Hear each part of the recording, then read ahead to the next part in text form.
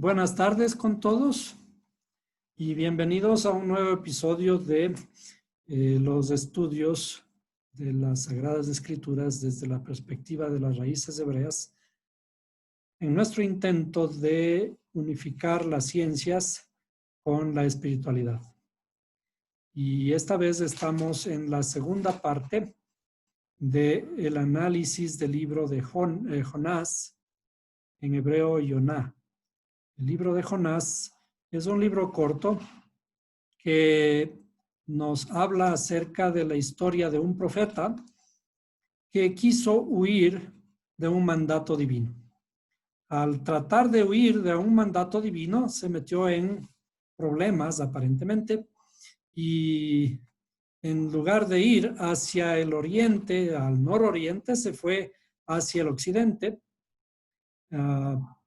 Pero en el medio del mar, la barca en la que se embarcó sucumbe o estaba a punto de naufragar, al punto que todos estaban tan preocupados que pidieron a todos las personas que se embarcaron allí en este barco que pidieran a sus dioses.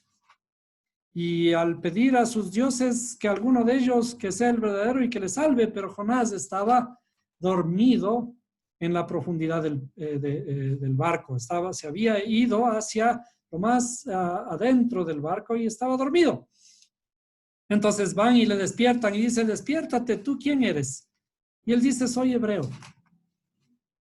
Temo a Dios y estoy huyendo del mandato de Dios. Entonces dice, pero clama a Dios, quizás Él nos oiga. Y él dice, no, dice, lo que nos ocurre es debido a mi culpa, por mi causa, porque yo estoy huyendo de Dios, por mi causa estamos así que arrójenme al mar. Y le piden finalmente él les pide que le arrojen al mar, le hacen caso. Dice la historia, hay ciertos midrash, hay historias paralelas a los escritos de la Biblia, de los sabios, que dicen que le amarraron a Jonás y le bajaron hacia el mar, y cuando estaba él medio cuerpo dentro del mar, el mar se calmó. Así que viendo que el mar se calmó, le subieron otra vez. Y como al subirle otra vez, el mar comienza otra vez a enfurecerse. Así que otra vez le bajan hasta la mitad. Y asimismo el mar se calma. Lo hicieron así 3 veces. Entonces, viendo que el mar no se calma, Jonás mismo dice, no, láncenme al mar. Le lanzan al mar y el mar se calmó completamente. Y allí estos hombres, dice el libro, que creyeron con gran temor, creyeron al Creador con gran temor y se calmaron las aguas, y entonces Dios mismo proveyó un gran pez para que tragara a Jonás y lo mantuviera allí por 3 días. En el vientre del pez, Jonás aparentemente estaba muy cómodo. Dicen los sabios, sigamos un poquito con la historia de los midrash, de los libros paralelos, que dicen que el primer pez, el pez que le tragó a Jonás, primeramente era un pez macho. Entonces, un pez macho, en el vientre de ese pez macho había suficiente espacio, de tal manera que Jonás se sentía muy cómodo allí. Pero como estaba muy cómodo, Dios, mirando a la interioridad del pez y viéndole a Jonás, y dice, un momentito, la idea no era de que estés aquí tú bien cómodo. Así que hizo que ese pez se transformara en un pez hembra. Y al transformarse en un pez hembra, ahora el vientre de ese pez estaba lleno de huevitos del pez, ¿no? Y por lo tanto ya no había espacio para que Jonás esté muy cómodo. Y entonces allí, en esa incomodidad, clama Jonás al Creador y al arrepentirse de todo lo que había hecho, entonces el Creador ordena al pez que vomitara a Jonás. Entonces el pez vomita a Jonás y ahora Jonás se va a Nínive. ¿Cuál era su primera tarea que tenía que hacer? Ir a predicar en la gran ciudad y se va a anunciar que el Creador estaba cansado de sus maldades. Y curiosamente, cuando él anuncia que dentro de 40 días el Creador va a exterminar la ciudad si es que no se arrepienten, curiosamente todos los habitantes, incluyendo desde el rey hasta el último de los siervos de Nínive, se arrepintieron. Y entonces Jonás, mirando que todos en Nínive se arrepintieron, en lugar de alegrarse, se enoja. Se enoja contra el Creador. Y dice que se enojó en gran manera, se entristeció. Tanto se entristeció que dice que en estas palabras, ¿no? En gran manera, ya vamos a analizar un poquito estas palabras. Y salió de la ciudad y allí, enojado como estaba, sentía las inclemencias del tiempo, del sol, etcétera, de tal manera que el Creador manda a cubrirse con una calabacera. Pero perdón, antes de cubrirse con una calabacera, hay un detalle que Jonás primero hizo una cabaña, una pequeña cabaña, una carpa, que en realidad en la palabra hebrea que aparece allí es una sukkah. El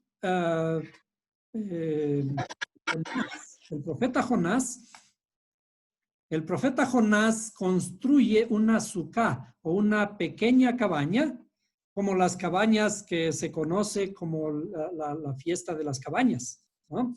Esa misma palabra, la sukkah, que él construye, que es una cabaña temporal. Entonces se refugia allí, pero el Creador luego le hace aparecer una calabacera, que es aparentemente una planta con una bonita hoja para cubrirle. Pero al siguiente día esta calabacera, esta planta, se secó gracias a un gusano. Y otra vez Jonás se encoleriza. Y se encoleriza, dice allí, hasta la muerte. Entonces, el Creador le pregunta, ¿por qué te enojaste, Jonás? Entonces, Jonás le da sus argumentos y dice, ¿no? ¿Cómo puede ser posible que tú me mandes a anunciar a un pueblo si tú eres misericordioso y yo sé que tú puedes cambiar el decreto y no necesitas mandarme a mí, en definitiva, ¿no es cierto? Y entonces, la historia culmina con esta escena de que Jonás es un tipo variable. Va a ejecutar su obra y después se va para otro lado. Luego, el pez le regresa a tierra, entonces cumple su misión, pregona que el Creador va a destruir a la ciudad, el pueblo se arrepiente, en hebreo se conoce como teshuvah, hacer teshuvah, el retorno o el arrepentimiento, y entonces Jonás amargamente le reclama al Creador. Entonces es un tipo que, como las olas del mar, está que sube y baja, que sube y baja. Esto habíamos visto en la clase anterior. Entonces, vamos a repasar un poquito estas cosas, estos detalles que habíamos visto acerca de la historia de Jonás en ciertos números que habíamos puesto acerca de Jonás. Por ejemplo, vamos a iniciar con la misma palabra Jonás, ¿no? Jonás veamos en la Biblia, vamos a compartir el espacio aquí para mirar con la escritura, ¿no? Entonces dice, vamos a tomar, esta versión de Jerusalén dice, Yahvé habló a Jonás, hijo de Amitai, diciéndole. Entonces, en una versión de las nuestras dice, vino a mí palabra del Señor, y hay otras versiones como la versión Reina Valera que dice, y fue palabra de Jehová a Jonás. Y hemos visto que todas estos nombres que aparecen en realidad tienen el sentido de esconder el nombre del Creador. Entonces, hay que esconder para no profanar el nombre, pero cuando leemos, acuérdense que tenemos que tener en mente el nombre apropiado, el nombre con el que debemos dirigirnos en nuestra interioridad al Creador. Cuando decimos aquí Jehová, pues está traducido como Señor, ¿no? O aquí está escrito como Yahvé, es el nombre de 4 letras que podríamos mirar aquí, ¿no? El nombre de 4 letras, Yud, Hei, Vav, Hei. Yud, Hei, Vav, Hei, ¿sí? Que estaría escrito como ustedes pueden ver aquí. Yud, Hei, Vav, Hei. Entonces, con esta misma ayuda de las palabras hebreas, veamos cómo se escribe Jonás. Ya habíamos visto la clase anterior, vamos a repasar un poquito. Jonás en hebreo se dice Yoná. Entonces vamos a tomar esta palabra y vamos a hacer lo que acostumbramos a hacer de todas estas clases que hemos aprendido a calcular. Acuérdense que estamos tratando de unificar las ciencias con la espiritualidad. Y para este esfuerzo tenemos que comenzar a utilizar las matemáticas, como es el caso que estamos utilizando ahora, para el análisis de las palabras, puesto que el hebreo en sí es un hebreo matemático, es un hebreo numérico. Cada letra tiene un valor. Entonces, vamos a calcular cuánto vale Yoná.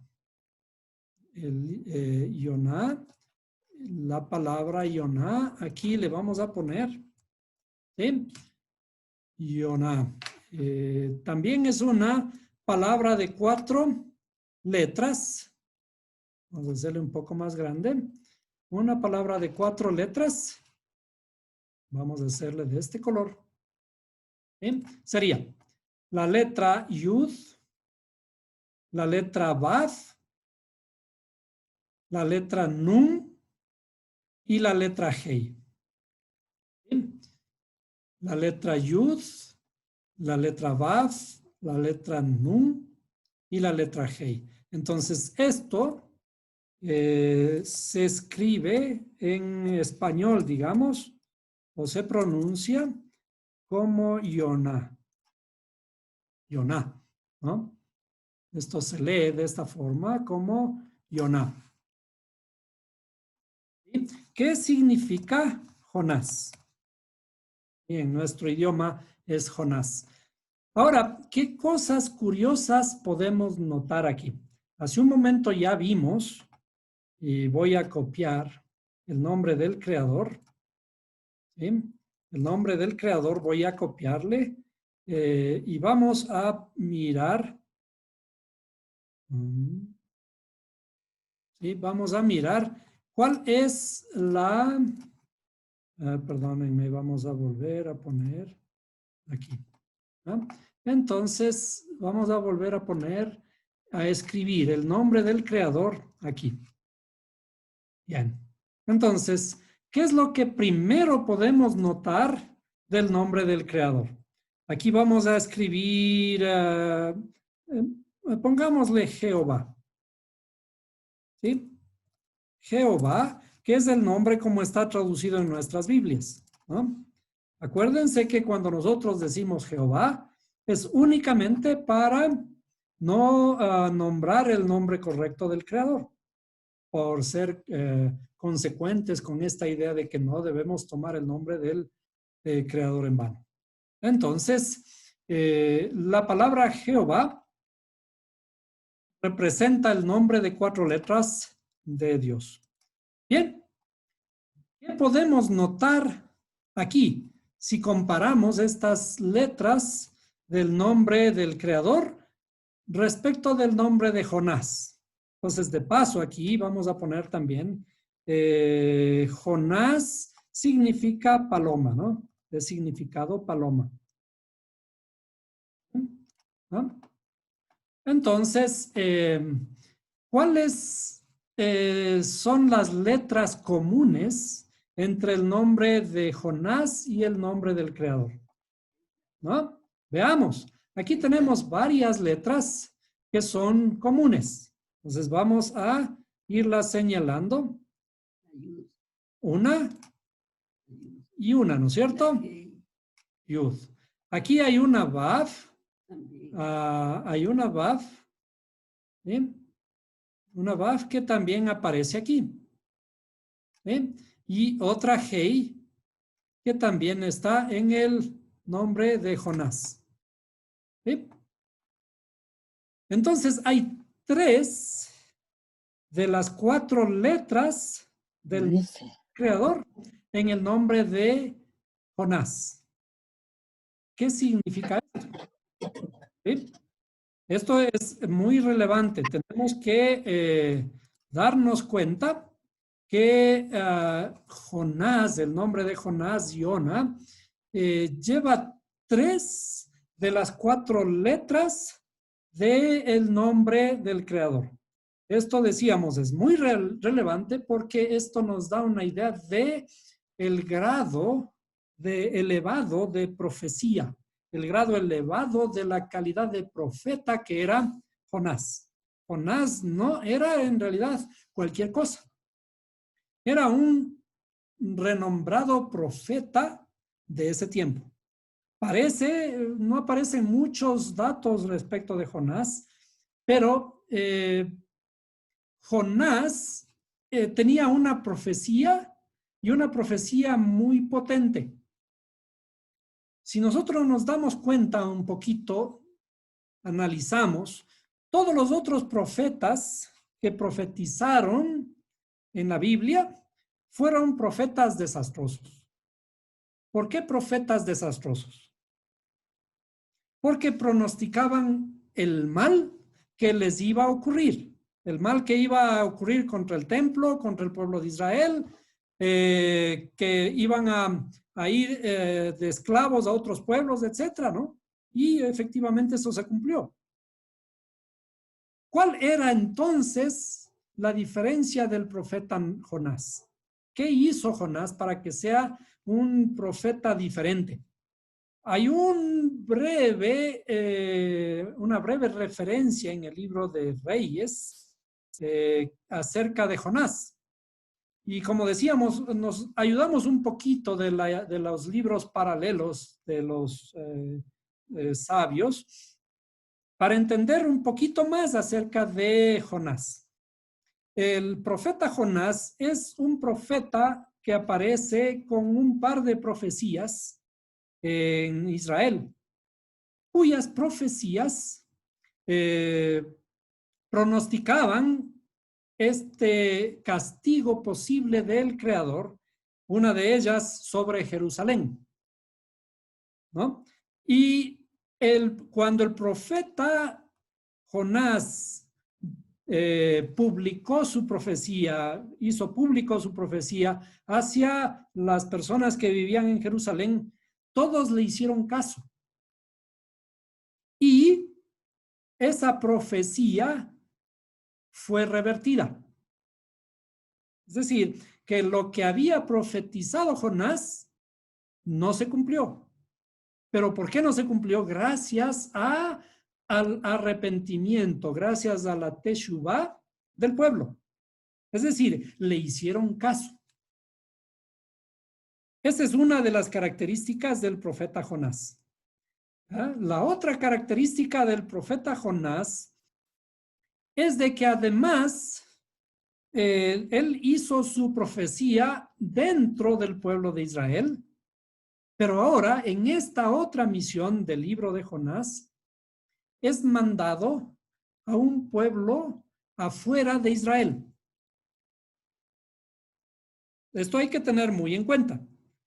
Jonás es enviado afuera a otro pueblo diferente al pueblo de Israel y con una profecía similar, que la maldad de Nínive ha llegado a la presencia del Creador, por lo cual el Creador les iba a destruir.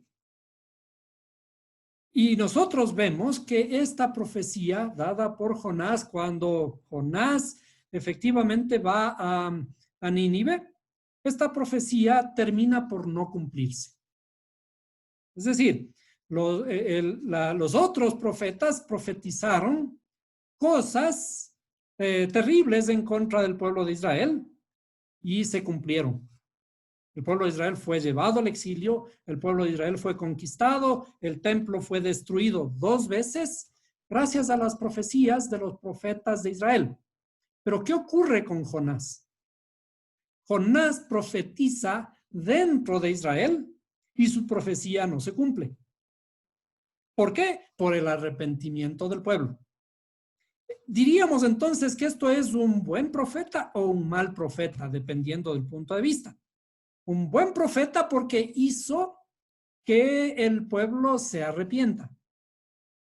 Pero desde el otro punto de vista, un profeta cuya palabra no se cumple. ¿Por qué? Porque finalmente el pueblo se arrepiente dando voz, oyendo, escuchando la palabra del profeta, se arrepiente y finalmente el Creador cambia el decreto y no ejecuta esa destrucción. Entonces, estas experiencias de Jonás, estas experiencias previas de Jonás, le hacen pensar. El momento que el Creador le envía hacia Nínive, la misión, como decía, es ir hacia un pueblo afuera de Israel. Él ya había profetizado adentro de Israel y su profecía no se cumplió. Ahora, él se va afuera de Israel. ¿Por qué Jonás se desvía del camino? Siendo que es un profeta cuya palabra transforma. Además, hemos estado analizando aquí que su nombre corresponde a 3 de las 4 letras del nombre del Creador. Es decir, de alguna forma es un profeta cercano al Creador. ¿Por qué Jonás decide no ir hacia Nínive, sino irse a una dirección opuesta? Y de hecho vemos en los textos, como vimos en la clase anterior, que Jonás desciende a Jope. Allí hay una palabra que dice desciende a Jope. Y después, llegando a Jope, dice que se embarcó en un barco, pero en realidad la palabra de embarcarse también es descendió al barco. Y luego de embarcarse en el barco, se fue rumbo a Tarsis y allí en el barco descendió a lo más profundo del barco. Es decir, hay 3 descensos del profeta Jonás. Y esto nos da a entender de esos descensos que conscientemente Jonás realiza. Y vemos en la oración de Jonás que es un descenso que él mismo desea, él mismo se propone. Y para analizar esto un poco, vamos a tomar como ejemplo también a Moisés. Cuando en el pecado del becerro de oro, Israel estuvo al pie del monte Sinaí y viendo que Moisés se demora, el pueblo cometió un pecado, hizo un becerro, y cuando... Hermano Marco, disculpe, qué pena interrumpirlo. Sí, Tengo que desconectarme, disculpe, hermano. ya, No, perfecto. no que tengo que estar ahorita Que así. vaya bien. Nos vemos. Muchas gracias. Dios, todo bendiciones. Bendiciones.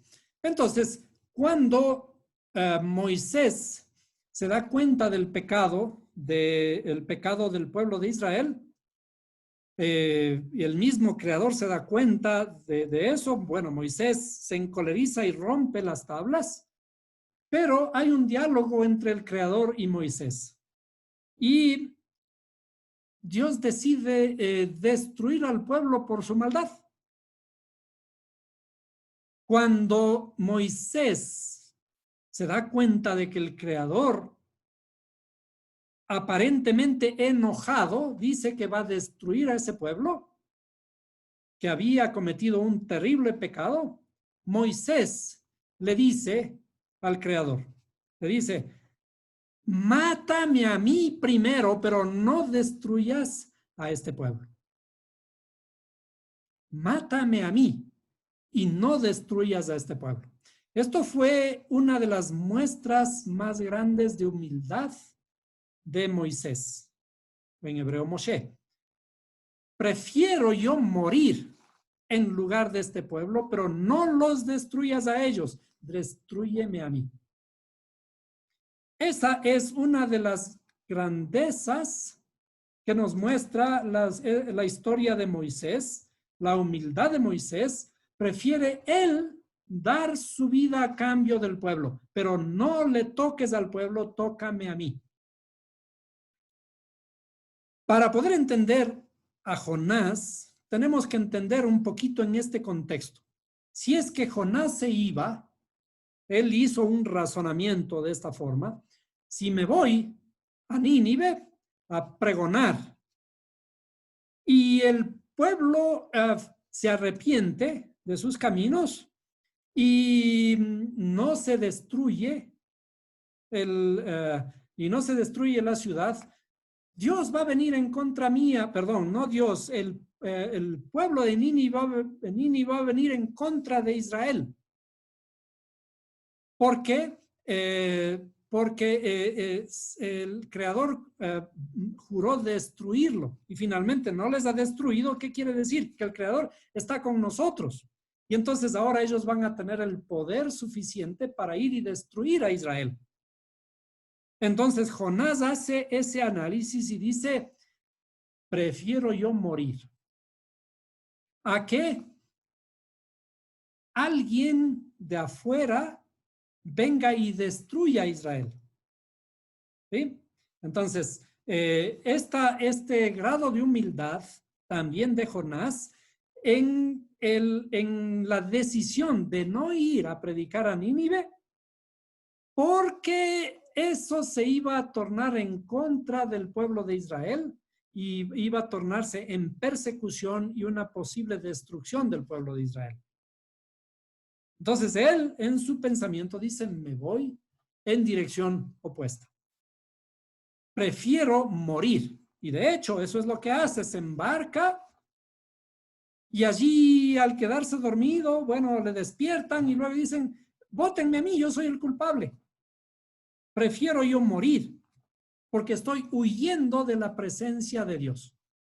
Y él sabía que no se puede huir de la presencia de Dios, pero sin embargo dice, me alejo en el sentido de que si yo me alejo de mi misión, entonces esta profecía no puede darse. No se puede dar la destrucción de Nínive.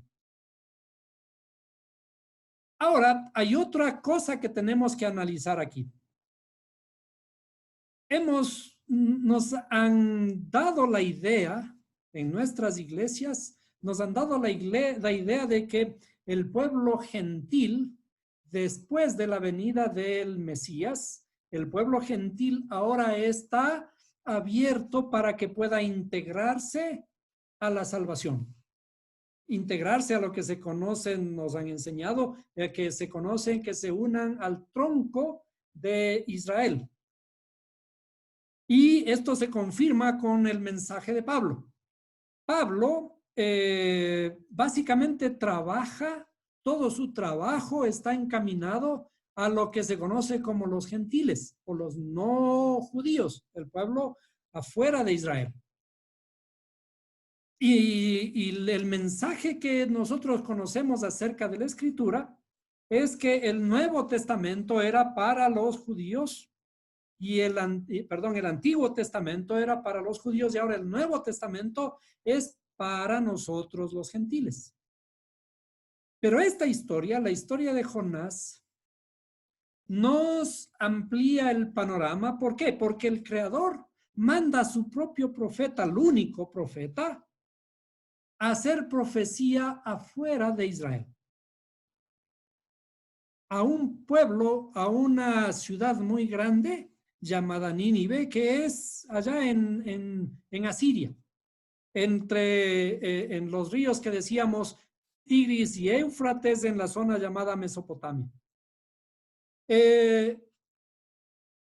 Esta idea entonces, esta idea de que en el Antiguo Testamento Dios trataba con los judíos y ahora el Creador trata con nosotros los gentiles, queda de alguna forma destruida porque Jonás es el gran profeta que profetizó en Israel, pero también fue enviado a profetizar afuera de Israel. Desde el punto de vista de la interioridad de las Escrituras, el Creador tiene amor suficiente por todos, no solo por Israel, y que después aparece con la venida del Mesías que se abre hacia los gentiles, porque ya vemos que aquí en el libro de Jonás, el Creador también tiene paciencia, tiene amor para aquellos pueblos que están fuera de Israel. Desde luego que esto es una parábola, porque si de ser así, el Creador hubiera tenido que mandar también a muchísimos profetas a anunciar la destrucción de muchísimas otras ciudades afuera de Israel, no solamente a Nínive. Pero esta es una parábola del mensaje que el Creador tiene preparado para todos y cada uno de nosotros. Es decir, desde la antigüedad ya existieron profetas o existió un profeta, un gran profeta, que tuvo que ir a predicar, a anunciar la salvación de Dios a una gran ciudad. Bueno, entonces, Jonás, ¿quién es este Jonás? Que además de anunciar profecías dentro de Israel, tiene que ir también a anunciar afuera de Israel, como ningún otro profeta. ¿Sí? Esta similitud vamos a analizar justamente con las letras del nombre de Jonás. Decíamos, el nombre de Jonás tiene 3 de las 4 letras del nombre del Creador. ¿Y qué es entonces esta letra Nun? Aquí hay una letra Nun que está intermedia entre estas 3 letras. Entonces, para ver esto, comencemos a revisar nuestras tablitas. ¿Cuál es el significado de la letra Nun? ¿Bien? Esta letra Nun, la letra Nun, ¿qué significado tiene? A ver, la letra Nun es percepción. Percepción. ¿Qué más? Y hay algo más que es parte justamente de lo que necesitamos aquí completar. Es un pez. ¿Qué más? Un reino. ¿Ah? Un reino. También dice reino, veamos. Reino y heredero. Percepción, reino y heredero. Percepción. Aquí me falta esto. Un reino. Y vale 50. y heredero y vale 50, ¿no? Vale 50. Muy bien. Entonces, ¿qué es esta letra Nun que aparece aquí? Entonces, el significado de la letra Nun es heredero. Vamos a tomar este significado de heredero de aquí, ¿cierto? ¿Ya? Y en el sentido de heredero, ¿quién es el heredero? ¿Cierto? El Mesías. Heredero que aparece aquí, la letra Nun. ¿Sí? ¿Sí? Entonces, en Yeshua. realidad, ¿qué significa el nombre Yoná? El nombre Yoná tiene las 3 letras del nombre del creador, 3, y se completa con la letra Nun. La letra Nun es el símbolo de Mashiach. ¿Sí? El símbolo de Mashiach. Entonces, al ser el símbolo de Mashiach, ¿sí? Este nombre está enlazado con el creador y enlazando además con Mashiach. ¿Qué podemos decir entonces? Ya habíamos dicho, Jonás es un profeta que profetiza dentro de Israel, pero también fuera de Israel. ¿A qué nos recuerda eso? En todo el Antiguo Testamento, toda la Tanaj, mal llamada Antiguo Testamento, ¿sí? Se habla del pueblo de Israel y todas sus peripecias, el pueblo de Israel, y el único profeta que realiza esto es Jonás, la predicación en Israel y hacia afuera de Israel. ¿Qué ocurre ahora en la Brit Hadashah?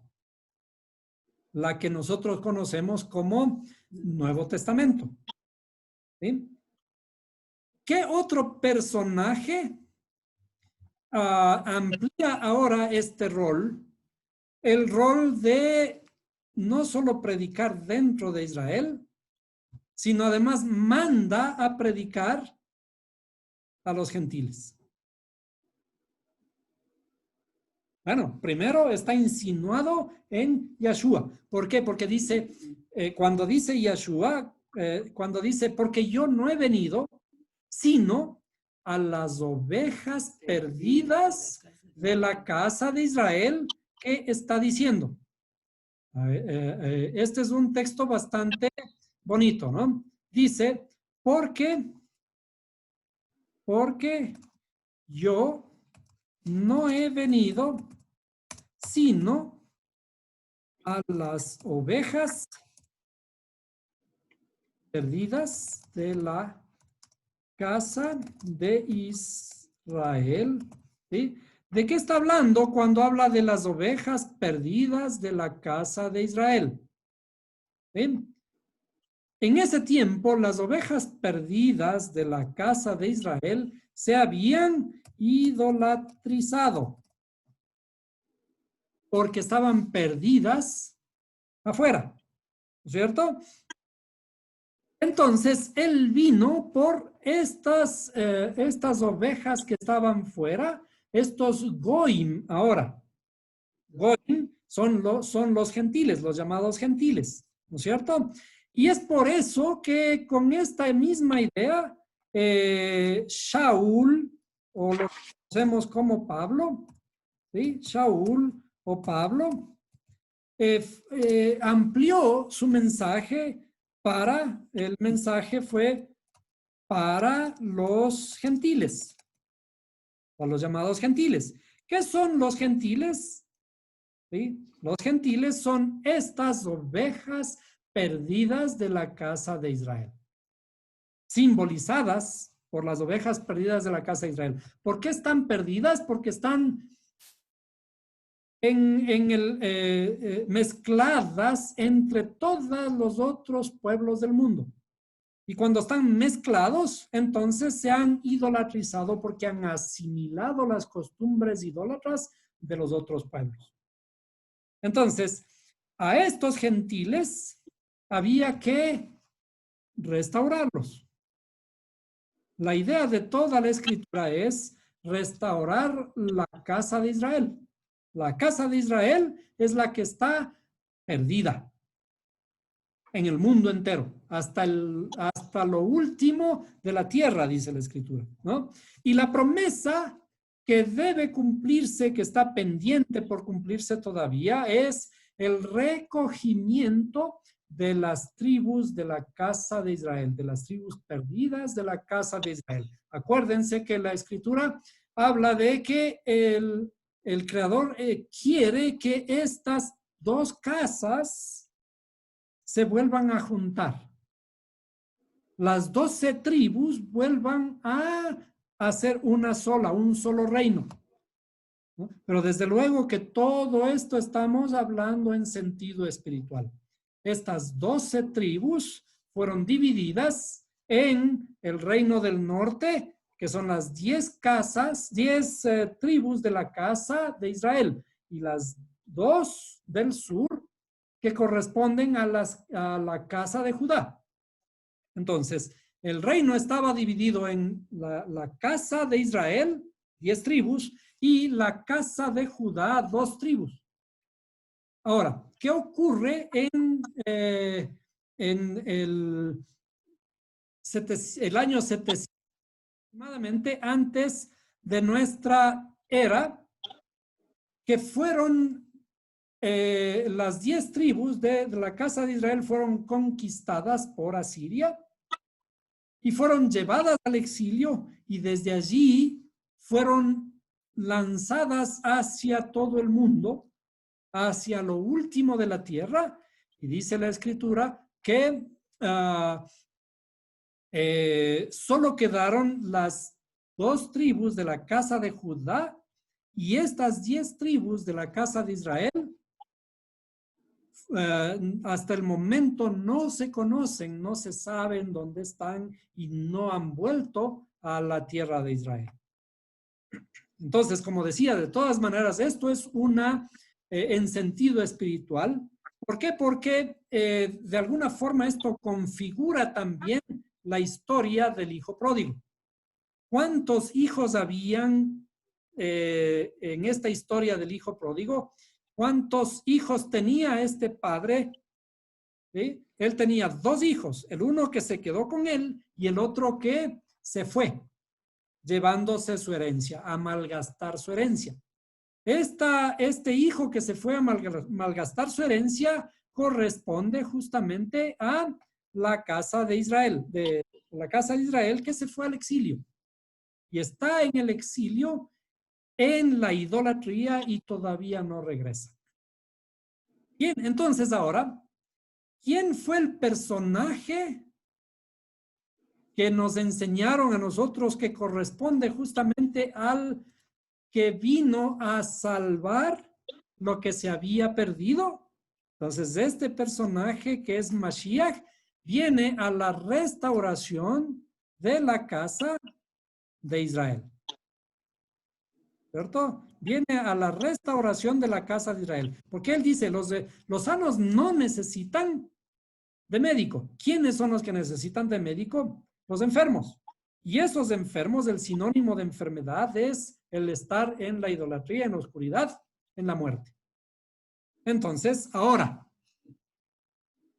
Mashiach hizo su trabajo dentro de el pueblo que en ese momento sería la tribu de Judá y de Benjamín, o la casa de Judá, ¿sí? Allí hizo su trabajo, hizo su ministerio, pero también dejó los fundamentos para ir a convertir, a restaurar la casa de Israel, y ese trabajo es el que culmina Pablo, abriendo esta perspectiva hacia la casa de Israel. Entonces, el otro personaje que realiza este trabajo de predicar su profecía en el pueblo de Israel y también afuera de Israel, el primero en el mal llamado Antiguo Testamento es Jonás. Y el segundo, en lo que conocemos como el Nuevo Testamento, es Mashiach. Ahora, ¿qué dicen los sabios? ¿Qué dicen los sabios judíos respecto de Jonás? Los sabios judíos respecto de Jonás dicen lo siguiente, y me voy a atrever a escribir aquí, ¿sí? Que Jonás es Mashiach ben Yosef. ¿Qué significa esto de Mashiach ben Yosef? En otras palabras, sería Jonás, vamos a escribir aquí esto, más bien en hebreo sería Yoná, es Mashiach ben Yosef, sería Jonás, es el Mesías, hijo de José. ¿A quién se le dijo que es hijo de José? Yeshua. ¿Cierto? ¿Ah? Yeshua es el Mesías, hijo de José. Pero el problema de todas maneras es de que nosotros en la literalidad entendemos por qué le decían hijo de José. Y de hecho no era el papá, ¿no? No era el papá. Le decían hijo de José porque su papá adoptivo, como quiera que se pueda interpretar al momento, era José o Joseph, ¿no? Pero en realidad la historia literal nos cuenta ese condumio, esa cosa interna que viene arrastrando, ese mensaje interno que significa que es Mashiach ben Yosef. Jonás es Mashiach ben Yosef y también Yeshua es Mashiach ben Yosef. Yeshua es, perdón, así sería, ¿no? Es Mashiach Ben Yosef. ben Yosef. Los dos son el mismo. Pero, ¿qué significa que sea ben Yosef? José es, de paso, el personaje José en la historia del Antiguo Testamento, en la historia de la Torá. ¿Qué hizo José? José es uno de los hijos, el onceavo hijo de Jacob, que fue vendido y los que le compraron a José lo llevaron a Egipto. Y en Egipto él surgió y se hizo el segundo en poder en Egipto. Y dicen que después de que se murió el faraón, José llegó a ser el faraón de Egipto. ¿Qué significa eso? Que de alguna forma el mensaje divino fue también llevando la salvación a Egipto. Es decir, que ahora vemos otro personaje que realiza también esta, de alguna forma, predicación, el mensaje profético que lleva también a Egipto, que es José. José es enviado de una forma a introducirse en Egipto y llega a ser el segundo faraón, el segundo después de faraón, o inclusive llegó a ser el faraón, trayendo la salvación a Egipto. Y con la salvación de Egipto, traer también la salvación a su pueblo, al pueblo de Israel. Entonces, Jonás es este Mashiach, la esencia de la luz, hijo de José. Es decir, no debemos tomar la escritura como diciendo Jonás es hijo de la descendencia de José, literalmente, sino el mensaje que él vino a entregar tiene que ver con este linaje. Cuando hablamos linaje en la escritura, tiene que ver con la esencia, el trabajo que realiza, en este caso, Jonás, que es un Mashiach. Mashiach es la luz que desciende de José. En el sentido, como decíamos, que José es quien va a traer la salvación a Egipto. Y en este sentido del mensaje de salvación hacia un pueblo no judío, es justamente lo que hace Jonás. Jonás es enviado a un pueblo no judío, a un pueblo fuera de Israel, que es Nínive. Ahora, este mismo trabajo de José, que también lo realiza Jonás, es el trabajo de Mashiach ben Yosef. Y por eso es llamado Mashiach ben Yosef a Yeshua, que le dicen, eres hijo de José. Y el Mashiach ben Yosef es el que precede a Mashiach ben David. Es decir, luego hay un Mashiach. Luego hay un Mashiach que se revela, que es Mashiach ben David, que es el hijo de David. ¿Qué es el hijo de David? ¿Sí? Es ahora el que unifica.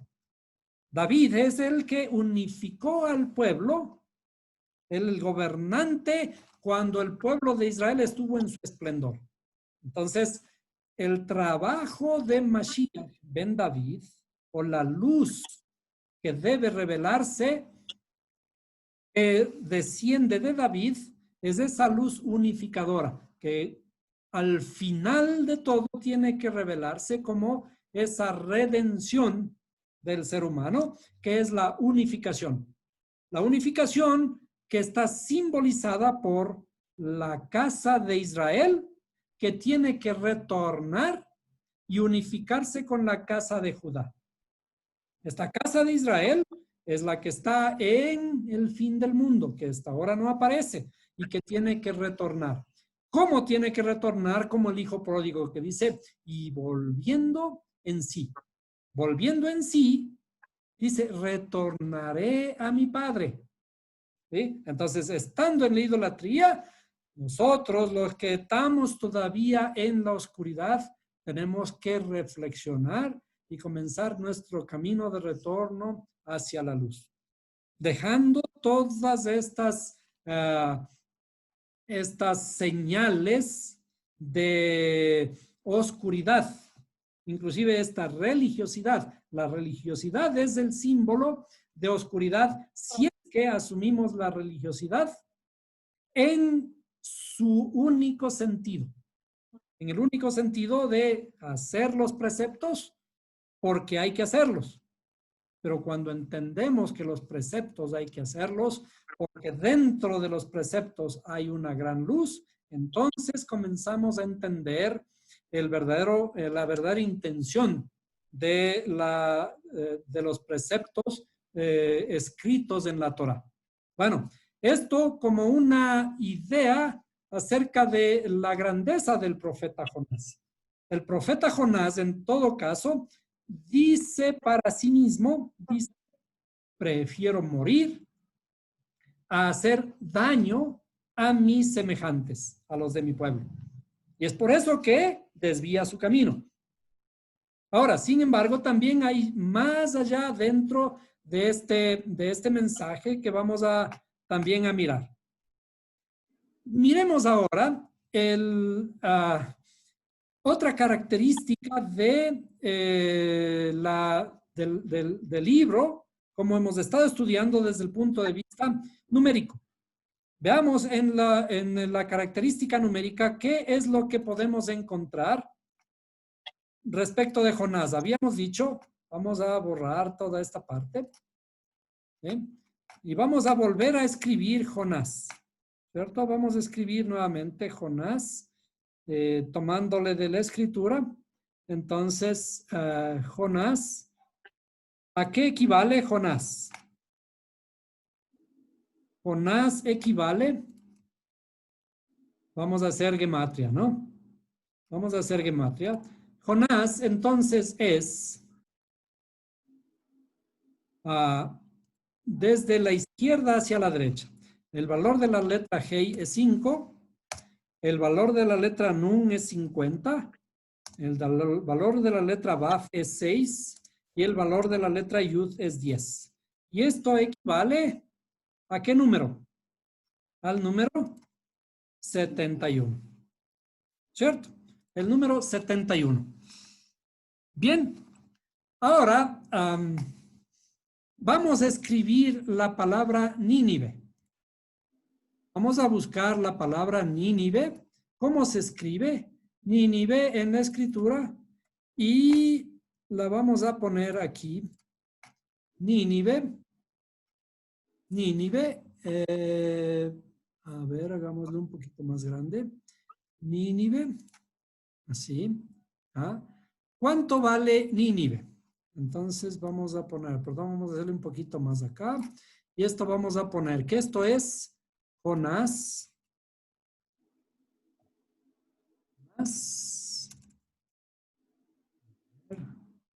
Esto es Jonás. Y ahora vamos a escribir aquí, esto es Nínive. ¿Bien? Nínive. ¿Cuánto vale Nínive? En la misma forma vamos a hacer desde la izquierda. Nínive sería yendo desde la izquierda, sería Hei vale 5. Luego, Baf vale 6.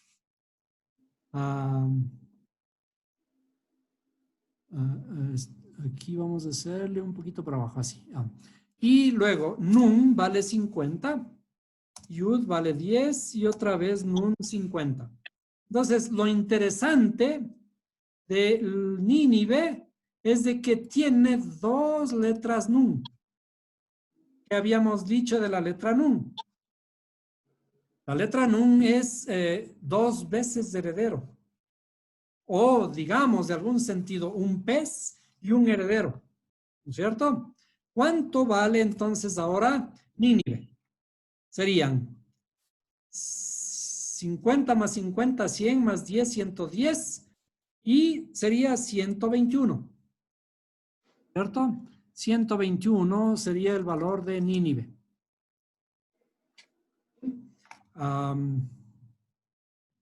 Veamos otros detalles. Un momentito.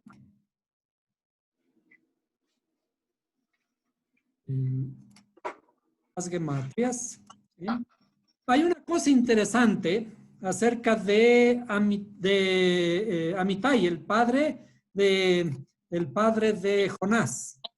Entonces, veamos en el texto, vamos a mirar en el texto, que dice que Jonás era hijo, y Jonás era hijo de Amitai, ¿cierto? Vino palabra del Señor a Jonás, hijo de Amitai. ¿Qué es Amitai? Veamos aquí Amitai. ¿Qué significa Amitai?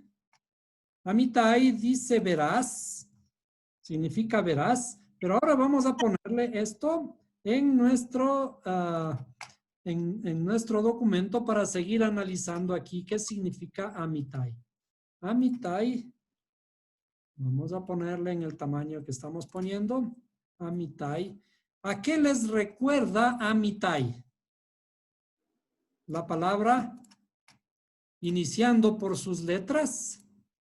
¿Sí? Esto es Amitai. Bien. Amitai. ¿Qué podemos intuir de sus letras? Aleph, Mem, Tau. Aleph, Mem, Tau forman la palabra Emet. Entonces vamos a poner aquí el significado Amitai es verás. ¿Sí? Verás. Verás. ¿Sí? Amitai es veraz, pero vamos a encontrar su gematria porque es interesante encontrar los números. Sería Yud vale 10. Vamos a hacerle más pequeño. Yud vale 10. ¿Sí? Luego, Tau vale 400. Mem vale 40. Y Aleph vale 1. Por lo tanto, sería 451. ¿Sí? 451. Bueno, de todas maneras, tenemos que recordar, vamos a señalar aquí, vamos a recordar que esto significa, esto es emet. Emet, que es verdad. ¿Sí? Emet. Emet es verdad. Entonces, ¿qué diremos de Jonás? Jonás, hijo de Amitai. Jonás, hijo de la verdad.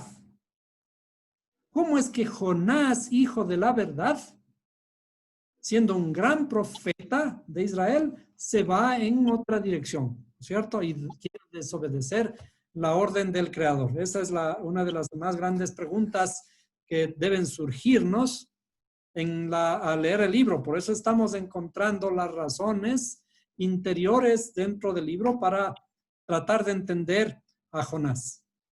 Bien, entonces, sigamos otro poquito. A Mitai. Bien. Ahora, vamos a hacer... ¿dónde está? Ah, 451. Vamos a hacer lo que se conoce como un un miluim de Jonás o de Yona. ¿Qué significa miluim? Vamos a rellenar las letras. Vamos a rellenar las letras de Jonás para encontrar otros valores. Es decir, vamos a, por ejemplo, a poner aquí, ¿no? ¿Cómo escribimos la letra Yud? ¿Cómo escribimos la letra Vav? ¿Cómo escribimos la letra Nun? ¿Cómo escribimos la letra Hei? Deletreándolas. Es decir, imaginémonos que, por ejemplo, vamos a deletrear la letra L, nuestra, ¿no es cierto? La letra L, ¿cómo deletreamos? Diríamos es así, ¿no es cierto? La letra, ¿cómo deletreamos la letra S?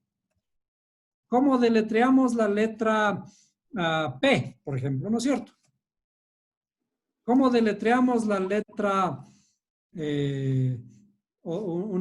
la letra Q? Por ejemplo, ¿cómo deletreamos la letra Q? ¿No es cierto? Ponemos la letra más la vocal. Entonces, vamos a hacer esta misma idea de deletrear las letras tal como están en hebreo. Vamos a deletrear la letra Yud. Entonces, por ejemplo, vamos a escribir aquí la letra Yud, vamos a deletrearla de esta forma. Tomamos la letra Yud, por ejemplo, es, vamos a ponerle, vamos a comenzar desde la izquierda para tratar de no romper este orden que tenemos, ¿no? Vamos a ir desde la letra Hei. La letra Hei, ¿cómo se deletrea la letra Hei en hebreo? Para este caso vamos a hacer, la letra Hei se deletrea como Hei, perdón, a ver, veamos, Hei y Aleph. ¿Sí? Vamos a hacerle un poquito más grande para que podamos verla. ¿Sí? Hei Aleph. ¿Sí? Ahora, ¿cómo se deletrea la letra Nun? La letra Nun se deletrea como, aquí vamos a ponerle, la letra Nun se deletrea como, perdón, se me fue, ahí, vamos a ver. La letra Nun se escribe como Nun, Baf, Nun. No sé si me entienden en esta parte, ¿no? Nun, Baf, Nun. Entonces sería ahí. Ahora, ¿cómo se deletrea la letra Baf? ¿Sí? ¿Cómo se deletrea la letra Baf? Es justamente Baf, Baf. Entonces vamos a poner ahí. La letra Baf es Vav, Vav. ¿Dónde está? Vav, Vav. Perdón. Vamos a tratar de ponerlo esto acá, ¿no? Déjenme volver a hacer esto de esta forma. Vamos a poner aquí. Vav y Vav. ¿Sí? Vav sería dos letras Vav. Ahora, ¿cómo se deletrea la letra Yud? La letra Yud se deletrea como Yud, Vav y Dalet. ¿Sí? Entonces, esto escribiríamos nosotros aquí para acordarnos. Sería, esto es la letra Hey. Perdón. Sería, esto es la letra Hey. Luego acá, esto es la letra Nun. ¿Sí? Luego acá, esta es la letra Vav. Y esta es la letra Yud. ¿Cierto? Esto quedaría así. ¿Sí?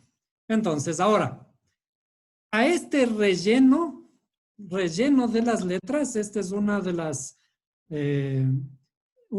herramientas de gematria para poder encontrar información que esté escondida.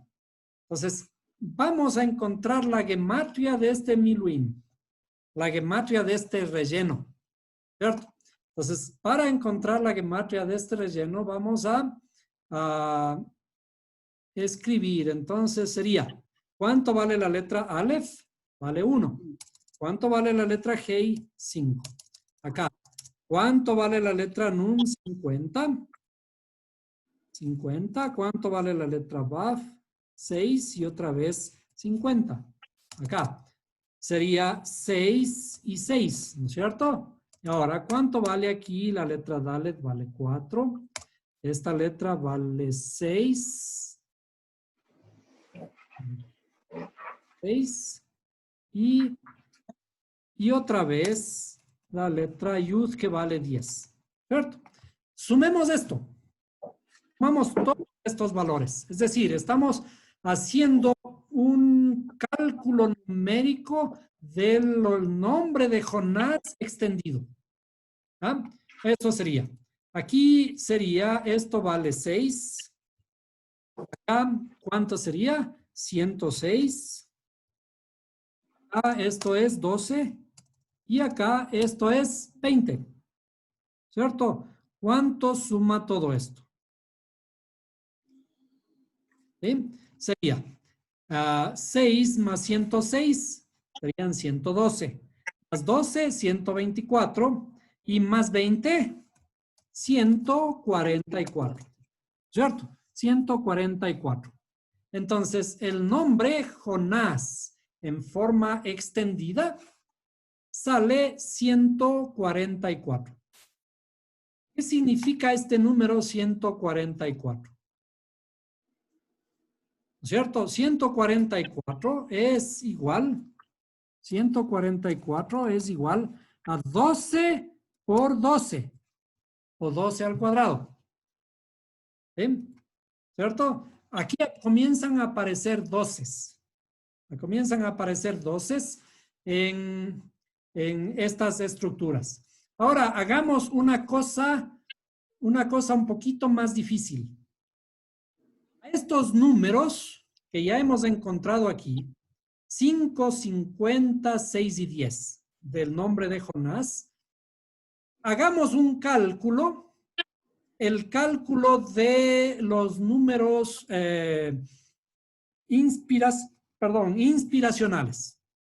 Vamos a calcular los números inspiracionales a partir de los números de Jonás.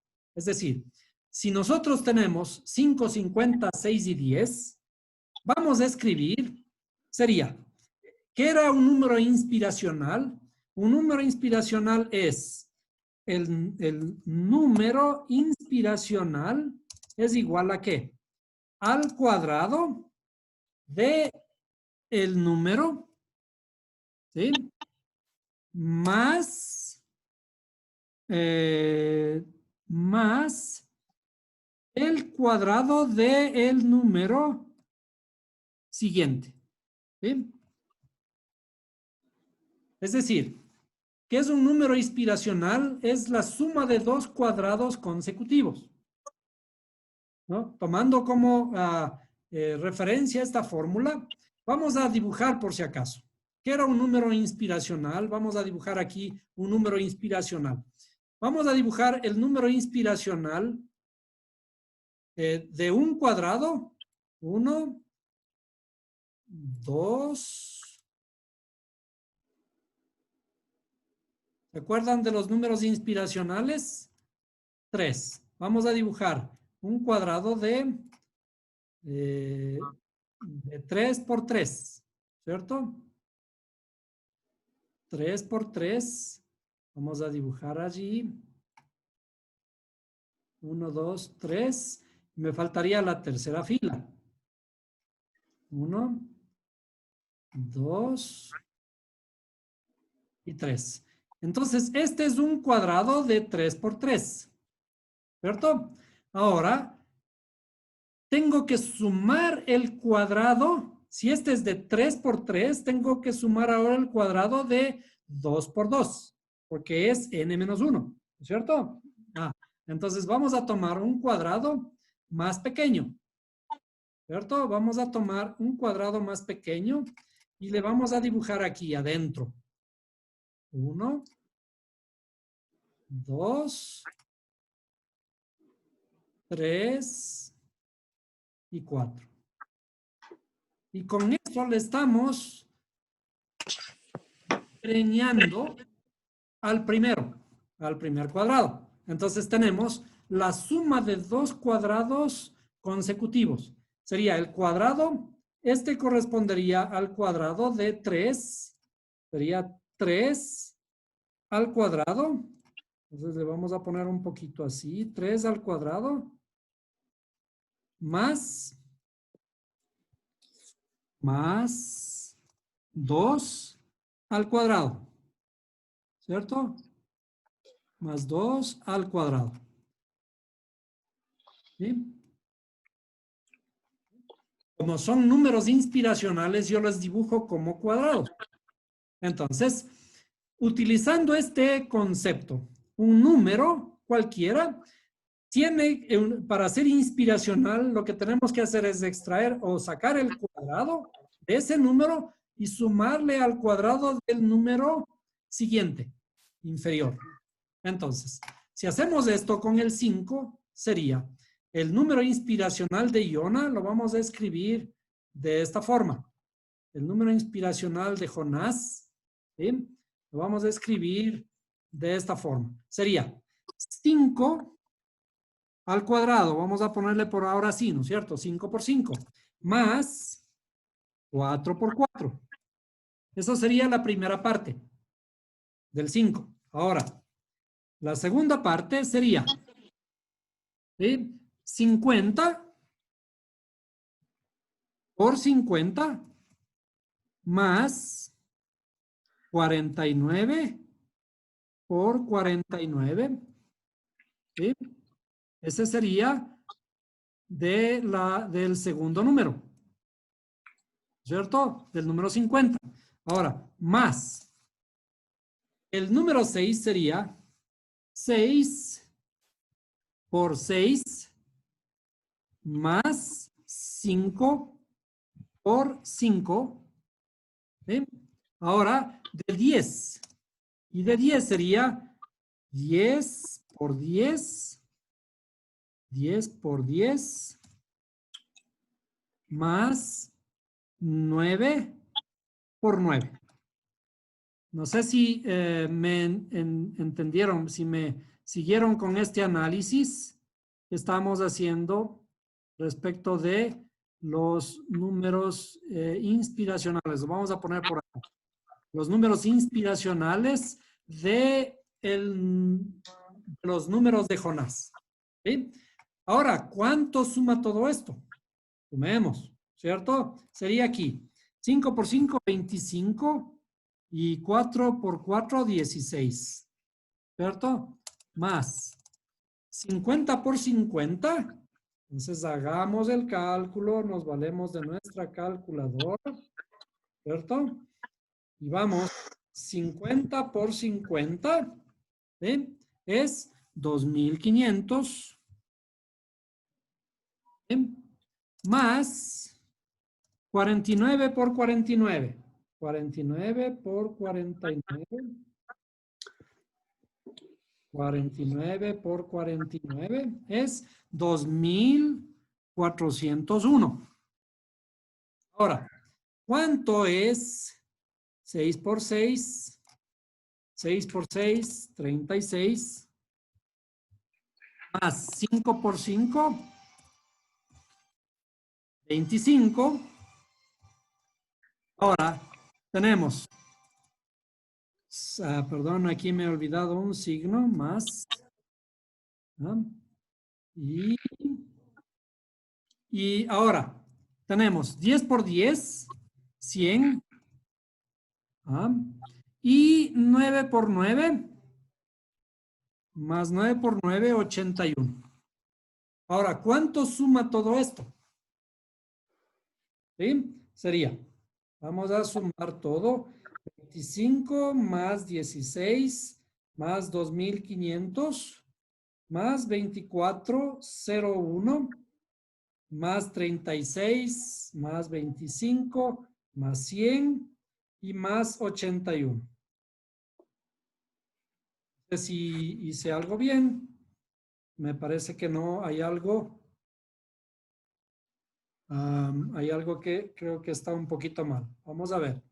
El número es 25 más 16 más 2.500 más 2401 más 36 más 25 más 100 y más 81. Es 5.184. Entonces vamos a poner por aquí 5.184. Ahora, si este número, 5.184, ¿sí? Si a este número le sacamos la raíz cuadrada, ¿a qué obtenemos? Justamente encontramos que es 5.184 es 72 por 72 o 72 al cuadrado. 72 al cuadrado, 72 al cuadrado que nos dice que en definitiva, ¿por qué envió el creador a Jonás? ¿Bien? El nombre Jonás en sí, ¿qué significa? Vamos a escribir la palabra hebrea correspondiente a 72. Si no recuerdan, vamos a recordar aquí la palabra hebrea para 72, que es. A ver, ¿alguien me dice cómo se pronuncia esta palabra?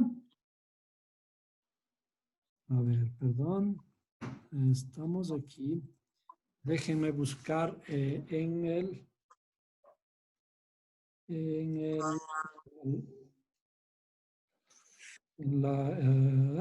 esta letra de por acá, esta y esta letra. ¿Cómo se pronuncia esta palabra en hebreo? Ya deberíamos acordarnos. ¿A qué se refiere esta palabra? La letra Hei, la letra Samech y la letra Dalet. ¿Alguien recuerda? ¿Alguien recuerda de qué se refiere? ¿Bien? Estas tres letras corresponden a Gesed. ¿Sí? Gesed, que significa misericordia. ¿Sí? Misericordia.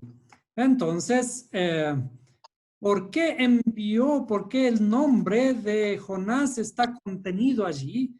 Habla de la misericordia del Creador, la misericordia que tiene sobre este pueblo Nínive. Es un pueblo es un pueblo gentil, es un pueblo de afuera de Israel. ¿Sí? Entonces, el mismo nombre de Jonás está hablando de la misericordia del Creador, ¿no? De esa misericordia contenida en la palabra hebrea Gesed.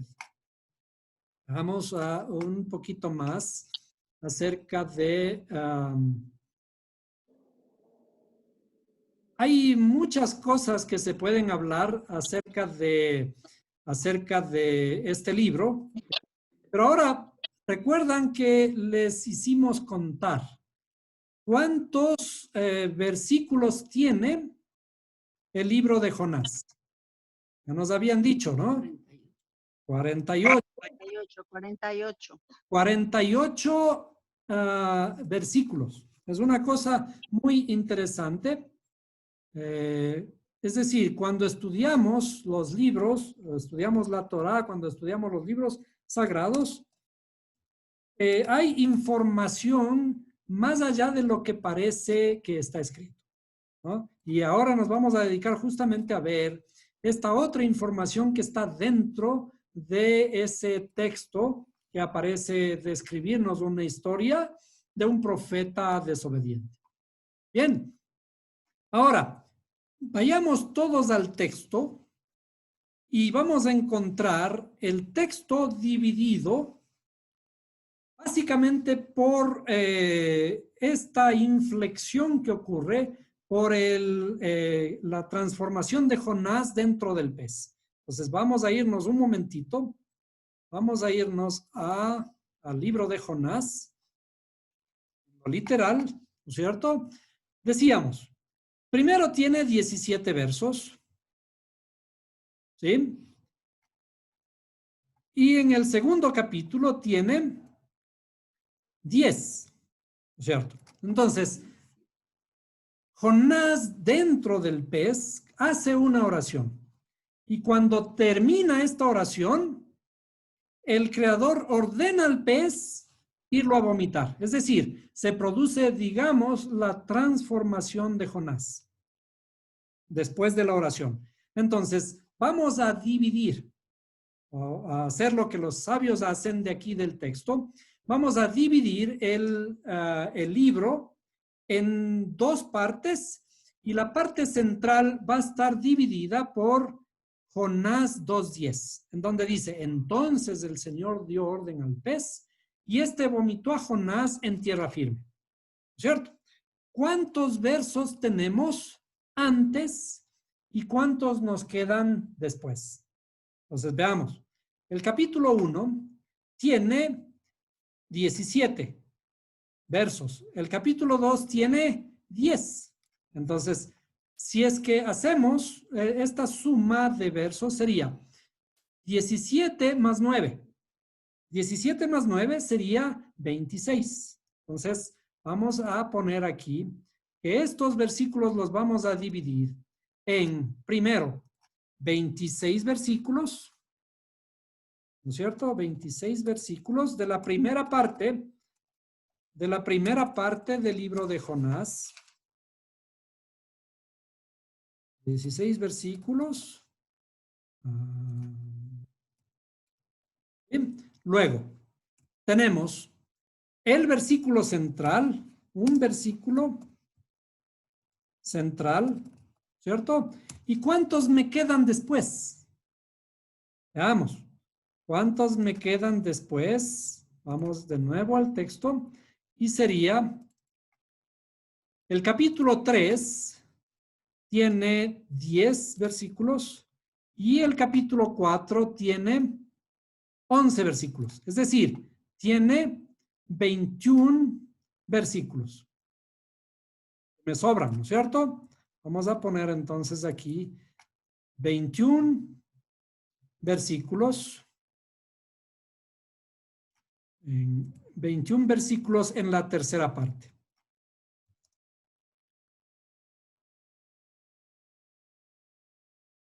¿Sí? Bien. Bueno, ¿qué ocurre con todo esto?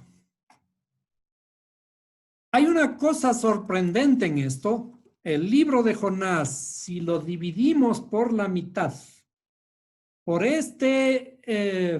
esta orden del Creador que, digamos, es la cúspide de la transformación de Jonás en la orden que él envía. Dice, y el Creador ordenó al pez vomitarle a Jonás, ¿cierto? Este versículo central dividiría en dos partes el texto de Jonás. La primera parte que consta de 26 versículos, ¿cierto? Y la segunda parte que constaría de 21 versículos. ¿A qué corresponden 26 y a qué corresponden 21? Aquí corresponde al nombre sagrado del Creador, ¿no es cierto? Este sería al nombre, vamos a poner justamente en azul, el nombre del Creador. Nombre del Creador. El nombre, vamos a poner el nombre sublime del Creador, ¿no es cierto? Ese es el nombre sublime. Ahora, ¿a qué corresponde 21?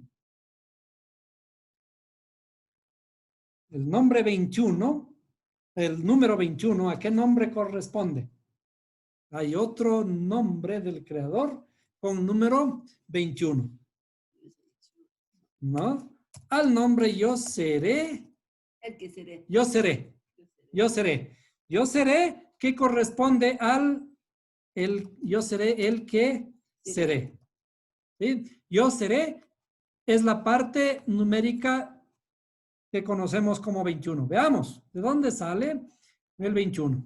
Entonces vamos a hacer un recuerdo de esto. El nombre, ¿cómo se escribe EGIE? Yo seré. Entonces vamos a escribir esto en hebreo. Sería EGIE.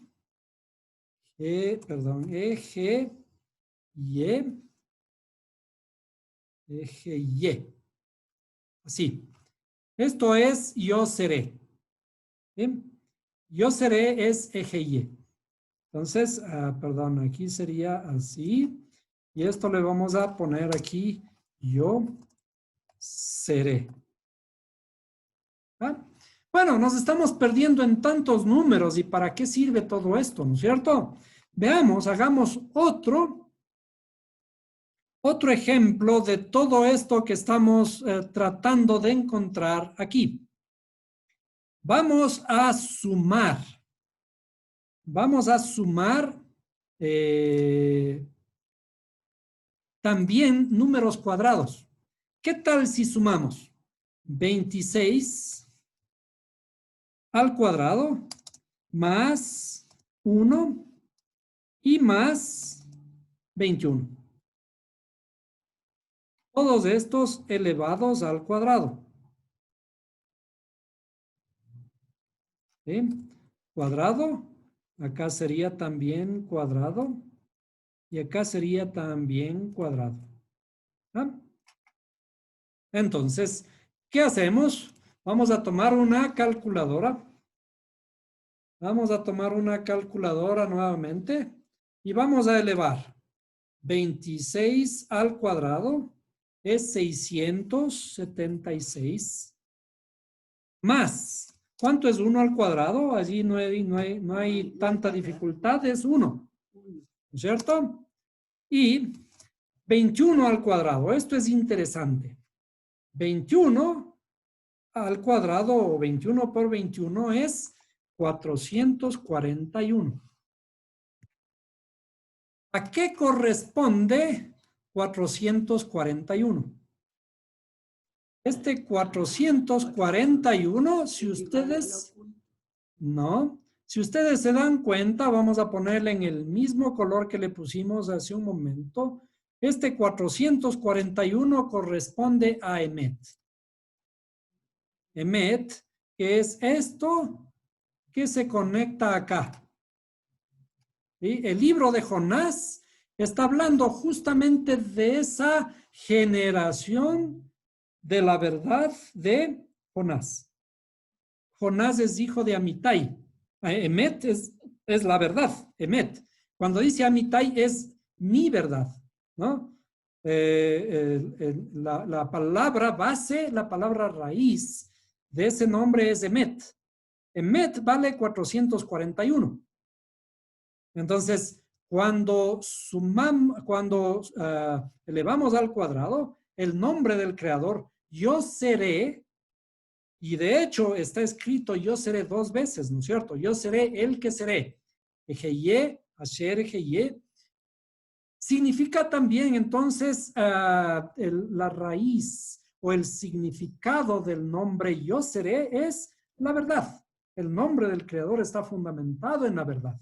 Y aquí vemos el enlace del libro de Jonás, que esta segunda parte está hablando acerca de la verdad. La segunda parte de esa transformación de Jonás ahora, cuando va a hacer la predicación de su profecía. ¿De la profecía a dónde? La profecía a los gentiles. Bueno, veamos ahora qué podemos encontrar de esto si sumamos estos 3 números. Si sumamos estos 3 números, de aquí, 676. Vamos a ir sumando. 676 más 1 y más 441. Tenemos un número 1118. ¿Qué significa este número? Ya es un poquito más difícil. Pero vamos a dar por lo pronto una equivalencia. ¿Qué tal si dividimos este 1128 para 1118? Si dividimos para 13. Si dividimos para 13, el valor es 86. Entonces, ya decíamos que en esta clase, acuérdense, vamos a aplicar todos los conceptos que habíamos aprendido anteriormente. El número 86, corresponde a ¿qué? ¿Alguien recuerda? El número 86 corresponde a Elohim. Elohim, al nombre Elohim, el nombre, cuando dice en la Torá, Bereshit bara Elohim, en el principio creó Dios. Es decir, a esto se le tradujo como Dios. ¿Y qué es el número 13? El número 13 es Ahabá o Ejad, ¿no es cierto? Ahabá o Ejad. Es decir, llegamos que todo el libro, ahora calculado de esta forma, está escondido el amor del Creador. El amor del Creador. Y de paso, 13 es la mitad de 26. Entonces aquí está implícito también el nombre 26, ¿sí? Que es el doble de 13 nada más. Entonces, de alguna forma estamos hablando de que la multiplicación de los 2 nombres más comunes del Creador están implícitos aquí en la historia de Jonás, en el mensaje de Jonás. Pero que además es el número 1118. Para quienes ya están un poquito más tiempo en estas clases, vamos a recordar que este número viene de una oración, la principal oración judía. ¿Cuál es la principal oración judía? ¿Cuál es el primer mandamiento? Oye Israel. Shema Israel. ¿Sí? Havaya Elokeinu. Vamos a ponerle un poquito por acá. Elokeinu. Havaya.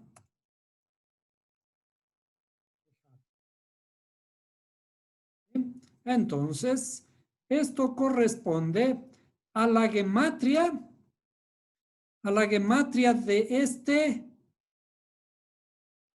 de esta oración, que algún momento le vamos a hacer para volver a repasar.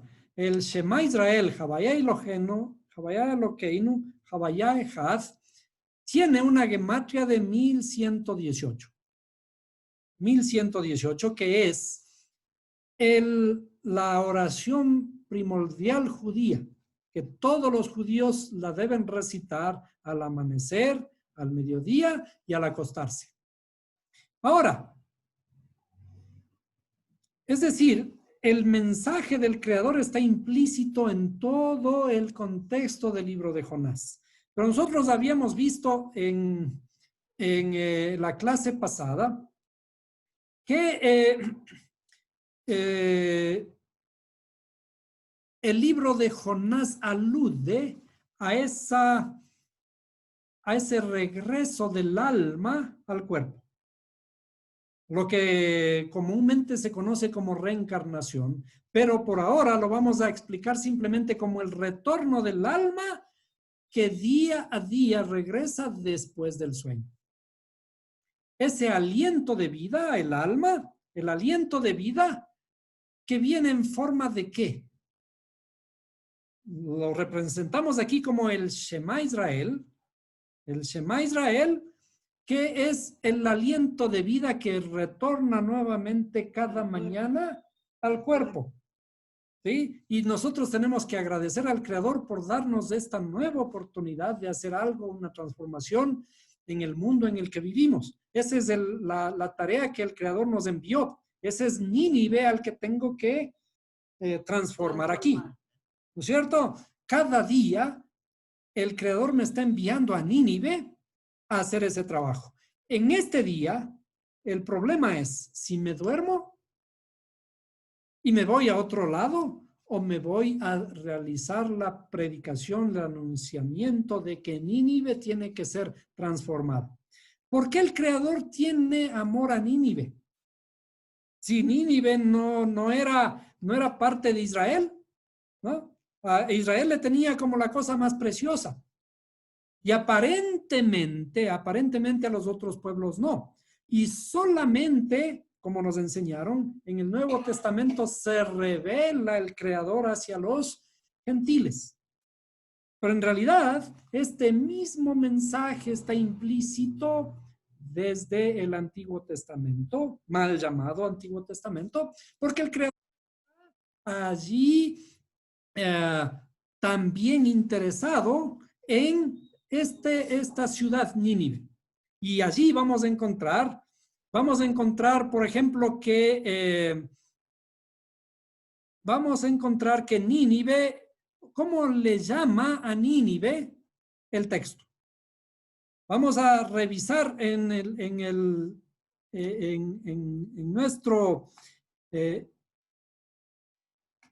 nuestro texto, en el libro de Jonás, ¿cómo aparece Nínive? ¿Sí? Dice, levántate, ve a Nínive, la gran ciudad. ¿Por qué le llama la gran ciudad? Todo el libro de Jonás en realidad está hablando de cosas grandes. ¿Cuántos grandes podemos encontrar en el libro? Hay varios. Aquí dice la gran ciudad. Más abajo dice desató sobre el mar un fuerte viento, un gran viento. Y veamos, hay varios versos, hay como 9 grandes. Si nosotros nos damos cuenta en español, aparentemente estas palabras gran ciudad y fuerte viento son diferentes, ¿no es cierto? Son diferentes, pero en hebreo estas dos palabras son las mismas. Entonces, por ejemplo, dice, ve a Nínive, ciudad grande. ¿Qué palabra utiliza en el texto para la ciudad grande? Grande es Gadol. Gadol, en realidad está escrito, no solo está escrito Gadol, sino está escrito Gedullah, es decir, con una letra Hei al final. Veamos. Si vamos al texto, a encontrar la palabra Gadol, Gadol en este texto, aquí, dice Gedullah, Ha Gedullah, ¿sí? Es decir, termina en una Hei. en una letra G. Aquí, luego en el verso 3 aparece nuevamente no sé si lo pueden ver, vamos a hacerle un poquito más grande. Hagedullah, ¿sí? Vamos a ver, en el verso 3 también aparece Gedullah.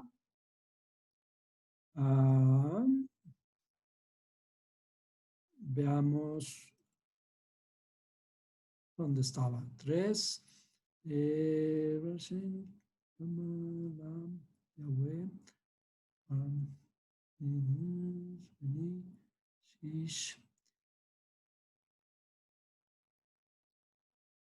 Aparentemente me perdí un poquito de esta. Veamos si está en el verso 3, ¿no es cierto? Vamos a ver en el verso 3. También está.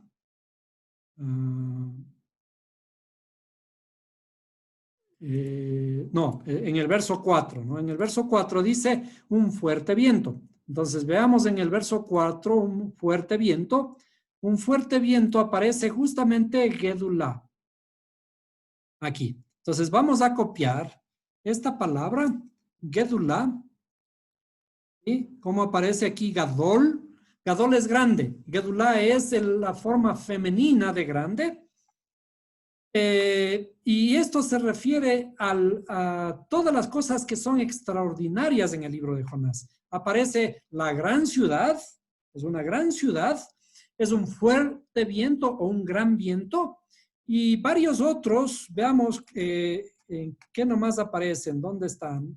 Aparece una gran ciudad, el gran viento. También, cuando entra Jonás en el barquito, dice que comenzaron las personas que estaban en el barco, dice que tuvieron un gran temor utilizando la misma palabra Gedullah, un gran temor. Luego vuelve a repetir en el capítulo 2, verso 2, la gran ciudad de Nínive, en el 3 otra vez la gran ciudad de Nínive, y nuevamente ahora Jonás se enoja con gran enojo contra Dios, ¿sí? Un gran enojo en el verso 4.1, y vuelve a repetir en el 4.11 la gran ciudad de Nínive. Entonces aquí aparecen aparentemente 9 grandes cosas. 9 veces la palabra Gedullah, que también respecto de la ciudad de Nínive, nosotros vamos a ver que en el capítulo 1, verso 2, dice la gran ciudad de Nínive. Luego, en el capítulo 3, versículo 2, dice otra vez la gran ciudad de Nínive. Y en el capítulo 3, verso 3, dice la gran ciudad otra vez. Y en el capítulo 4, 11, dice la gran ciudad de Nínive. Es decir, hay 3 o 4 repeticiones de la gran ciudad. Y cuando vemos 3, es porque está firme.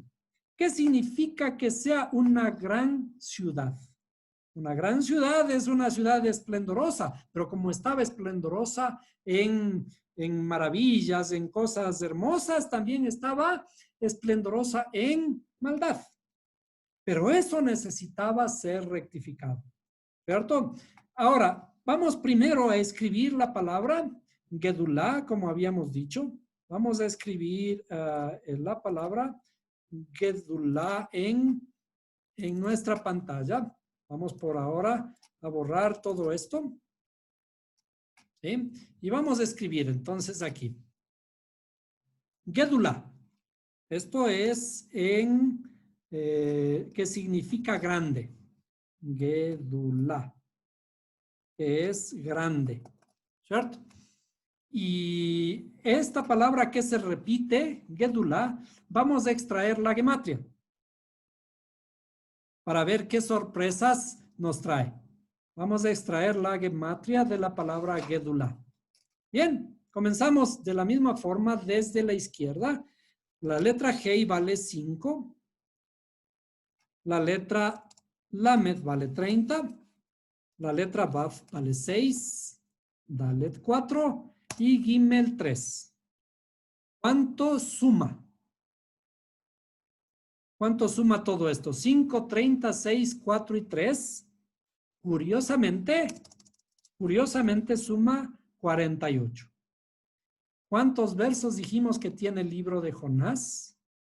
48, ¿no es cierto? Y Gedulá está hablando de cosas grandes. El libro de Jonás alude a cosas grandes, alude a la gran misericordia del Creador. ¿Y por qué tiene misericordia del Creador?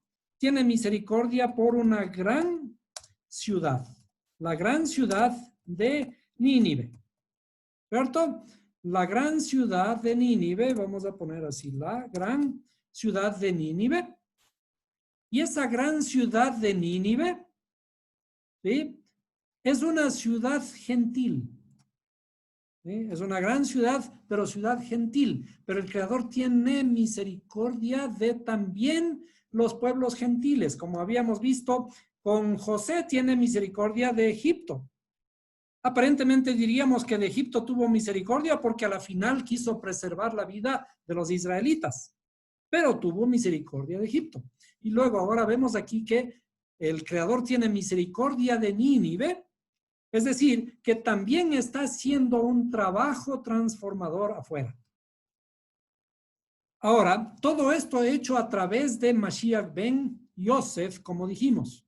Vamos a escribir aquí Mashiach ben Yosef, que es Jonás. Yoná. ¿Sí? Mashiach ben Yosef, que es Yoná. Y nosotros vemos en la Brit Hadashah, mal llamado Nuevo Testamento, que viene una paloma, que es Yoná, ¿no es cierto? Y se posa sobre Mashiach. Entonces, esto es la confirmación justamente de la misión de Mashiach ben Yosef, de Yeshua como Mashiach ben Yosef, que en realidad es el mismo trabajo. La misma idea, el mismo mensaje de venir a unificar lo que estaba perdido. En este caso, ahora las 10 tribus de Israel que están afuera. Pero acuérdense que la casa de Israel, ¿cómo fue llamada? A la luz de los profetas. ¿Sí? A la luz de los profetas, la casa de Israel, que también está hablado ahí como Efraín, ¿sí?, es llamado precioso a mis ojos. ¿Sí? Y vamos a ver en qué versos aparece que eres de gran estima, eres precioso a mis ojos, en el mismo sentido que habla ahora que es una gran ciudad. Es una gran ciudad en el sentido de que es preciosa también, ¿cierto? Entonces, precioso a mis ojos, veamos. Está escrito en Isaías 43:4. Dice, dado que eres precioso a mis ojos, eres estimado y yo te amo. Isaías 43:4. Entonces, vamos a poner este texto también aquí. Vamos a poner el texto aquí. Este texto que estamos copiando, ¿sí?, dice, eres precioso a mis ojos. Es la niña de mis ojos. Y también habla de la niña de mis ojos, ¿no es cierto? ¿A quién le dice la niña de mis ojos? A estos que fueron a la dispersión. O que en algunos casos en esta profecía van a salir a la dispersión. Eres la niña de mis ojos, ¿sí? Es precioso. Entonces vamos a poner, estas son las cosas bonitas, interesantes, toda la información que hay entre los versículos del libro de Jonás, ¿no es cierto? Dice, precioso a mis ojos. También en Santiago, ya yéndonos al mal llamado Nuevo Testamento, dice, tened pues paciencia, hermanos, hasta la venida del Señor. Mirad, el labrador espera el fruto, ¿qué? El fruto precioso de la tierra. Santiago 5:7. ¿Sí? Mirad, el labrador espera el fruto precioso de la tierra, aguardándolo con paciencia hasta recibir las lluvias tempranas y tardías. Ahora, en 1 de Pedro 3:4 dice, sino en lo oculto del corazón, en la incorruptibilidad de un espíritu dulce y sereno, esto es precioso ante Dios. En 1 de Pedro 3:4. Todo lo oculto, en lo oculto del corazón, en la incorruptibilidad de un espíritu dulce y sereno, esto es precioso ante Dios. Entonces, ¿qué es lo precioso? Todos los seres humanos, nosotros somos preciosos ante los ojos de Dios. Y cuando habla aquí, lo mismo que hemos estado hablando en todas nuestras clases, de la tierra. El fruto de la tierra es precioso. Y cuando hablamos del fruto de la tierra, tenemos que referirnos a qué. Vamos a tener que ir nuevamente a nuestra estructura que hemos estado estudiando por varias ocasiones, ¿cierto? ¿Qué es aquí la tierra? La tierra es Nuestra interioridad. esta interioridad del ser humano que es precioso ante los ojos del Creador. Esto de aquí es Nínive. Nínive, la gran ciudad. Los 12, inclusive, que está aludido siempre estos 12 en el libro, ¿se acuerdan de los 144 que sacamos, que es múltiplo de 12? ¿Sí? De paso, 12, ¿cómo se conoce 144? ¿Cómo se conoce el 144 en 144,000? Pero también en nuestro vulgo, en el comercio diario que nosotros realizamos, cuando encontramos 12 docenas, ¿qué es? Es una gruesa. Es una gruesa. 12, 140. Es una gruesa, se le llama. Cuando vamos a una ferretería, ellos le conocen como una gruesa. ¿Por qué 12? Porque inclusive es fácil el empaquetamiento. Entonces, esta tierra que es Nínive, que es la cosa más preciosa también ante los ojos del Creador, y de hecho hay ciertos otros significados allí de que quien gobernaba, por ejemplo, en Nínive, es muy interesante. Hay un sabio que dice que Nínive gobernaba quien fuera faraón. El faraón que en realidad no se hundió cuando se cerró el Mar Rojo. El faraón se salvó de allí y fue, y finalmente, después de pasado el tiempo, aparece en Nínive, su alma aparece en Nínive y ahora es gobernante de Nínive. Es una relación muy interesante, pero los personajes estos están dando vueltas alrededor de este tema. Y estos temas están dando vueltas en todos los libros. La redención nuestra está dando vueltas aquí. Ahora, decíamos que eran estos 3 días y 3 noches. Los 3 días y 3 noches que estuvo Jonás en el pez y que es el enlace que debe tener con la única señal de Mashiach, de ser, de Yeshua, de ser el Mashiach, ¿no es cierto? Los 3 días y 3 noches que tuvo que dormir Jonás en el vientre del pez, es decir, morir en el vientre del pez, son los mismos 3 días y 3 noches que Mashiach estaba dentro de la tierra. ¿Y esto se refiere a qué? Este de aquí es el gran pez. El gran pez, decíamos, ¿dónde navega el gran pez? El gran pez navega en el agua, en las profundidades del agua, y las aguas pueden ser nuestras tribulaciones. Es la Torá, pero estamos naufragando en la Torá. No queremos ejecutar la profecía del Creador. Bueno, tenemos ahora que naufragar en la Torá. Y curiosamente también cuando Jonás dice al jefe de los marineros, le dice, yo soy hebreo y temo a Dios. Aquí hay una cosa muy interesante. Dice, temo a Dios, el creador de la tierra y de los mares. creador de la tierra y del mar. No dice creador de la tierra y los cielos. ¿A qué se refiere? Jonás está haciendo una alusión a que ahora esto de aquí él es el mar que naufraga él. El que naufraga, que está naufragando Jonás en la Torá. Cuando él es introducido en el pez, es introducido en el aprendizaje de los sabios. Pero nosotros podemos escoger el aprendizaje por la vía sabia o por la vía necia, por las tribulaciones. Y eso está representando las grandes olas del mar. El viento recio, el gran viento que es provocado por el mismo creador. Entonces, dentro de este gran pez está Mashiach ben Yosef, tiene que morir. Tiene que morir Mashiach ben Yosef aquí adentro de este mismo nivel. El mismo nivel de la estructura interna nuestra.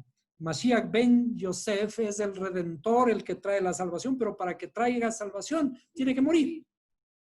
Entonces, Mashiach ben Yosef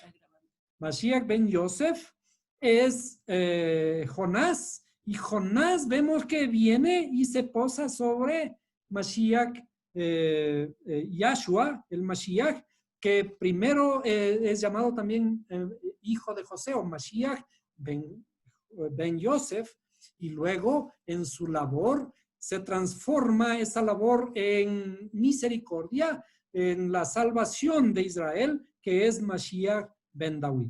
Entonces, como vemos, ¿cuál es la conclusión que nosotros sacamos aquí? La conclusión que sacamos de todo esto es de que todos los libros están entre sí entrelazados. Todos los libros tienen la misma información. Todos los libros tienen la relación, el mismo mensaje del Creador. Y además podemos ver esta igualdad, esta simetría de todos los libros, en donde en todos los libros, desde lo que conocemos como el Antiguo Testamento, también está especificado la salvación hacia los pueblos fuera de Israel, como el profeta Jonás. Y por eso es que Yahshua es esta misma esencia que viene a completar esa transformación que el Creador está revelando desde el principio. La luz que está diseminando en el mundo y que ahora tiene que revelando en toda la tierra. La venida de Mashiach, que tiene que tenerse, tiene que asimilarse, no como la venida física de un ser, sino como esa revelación progresiva de la luz en nuestra interioridad. El mismo propósito que el Creador quiere que todos los seres humanos volvamos a Él, que no perezcamos, sino que procedamos al arrepentimiento, lo que se conoce como la Teshuvah. Y eso vemos que el profeta Jonás anteriormente era el que justamente el profeta que puede dar profecías verdaderas, porque estas profecías no se cumplen, sino que lo que se cumple es el arrepentimiento del pueblo. Y es lo mismo que el Creador espera con Mashiach en nuestras generaciones, que nosotros volvamos a Él, retornemos y hagamos lo que se conoce como la Teshuvah. Volvamos al Creador y seamos uno con Él.